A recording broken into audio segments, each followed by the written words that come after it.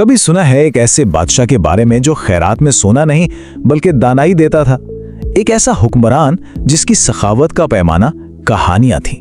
मतलब अगर किसी को मदद चाहिए तो पहले एक ज़हनी आजमाइश से गुजरना पड़ता था। आज हम बात करेंगे राजा विक्रम सिंह की और उनकी इसी दिलचस्प कहानी की।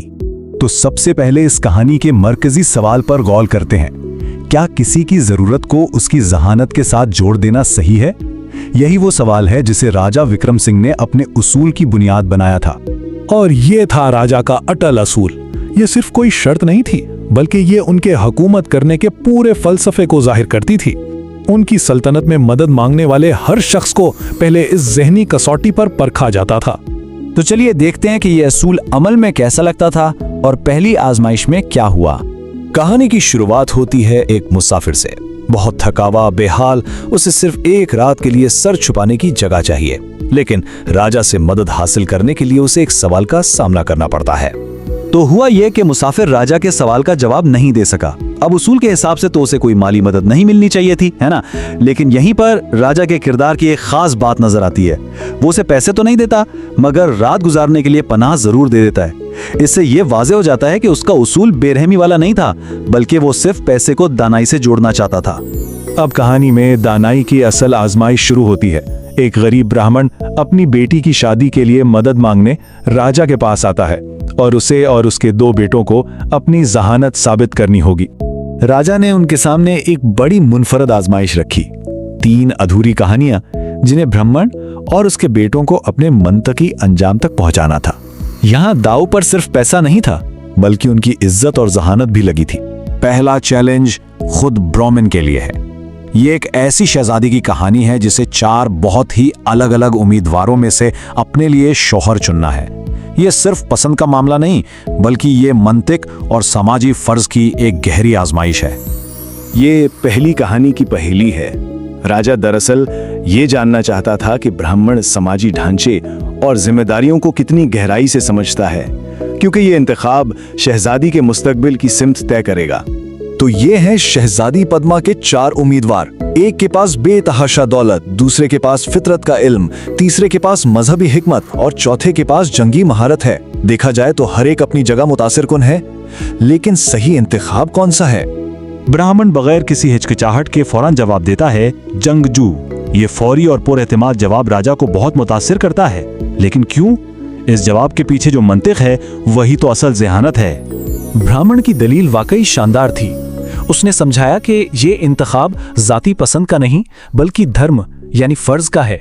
एक शहजादी का ताल्लुक किश्तरिया यानी जंगजू तबके से होता है और समाजी तरतीब को बनाए रखने के लिए इसका फर्ज है कि वो अपने ही तबके में शादी करे।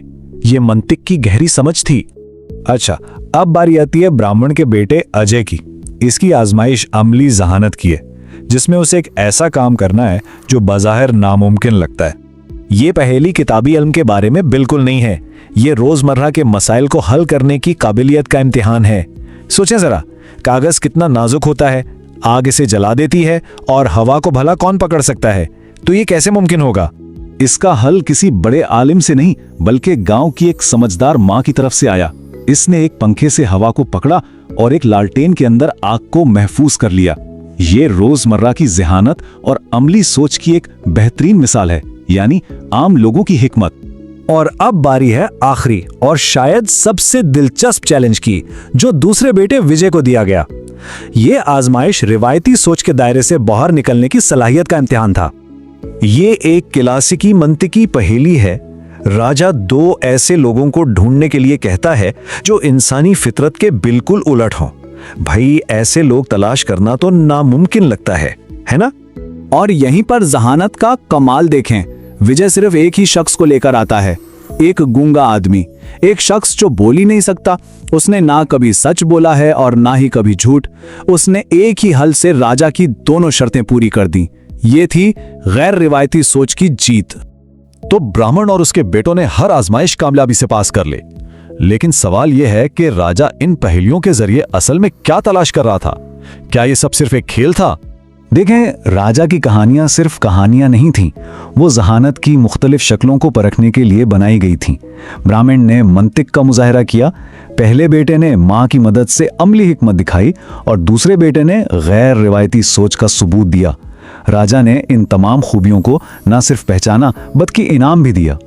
राजा इस खानदान की इज्तिमाई जहानत से इस कदर मुतासिर हुआ कि उसने कोई मामूली इनाम नहीं दिया। उसने सिर्फ चंद सिक्के नहीं दिए बल्कि ऐलान किया कि वो पूरी शादी के अखराजात खुद उठाएगा। ये उनकी काबिलियत का सबसे बड़ा एतराफ था। तो आखिर में ये सवाल हमारे जहन में रह जाता है कि राजा विक्रम की असल खैरात क्या थी? वो पैसा जो उसने दिया या वो मौका जो उसने लोगों को अपनी दानाई साबित करने के लिए दिया? शायद असल तोहफा पैसा नहीं बल्कि हिकमत का जश्न मनाना था।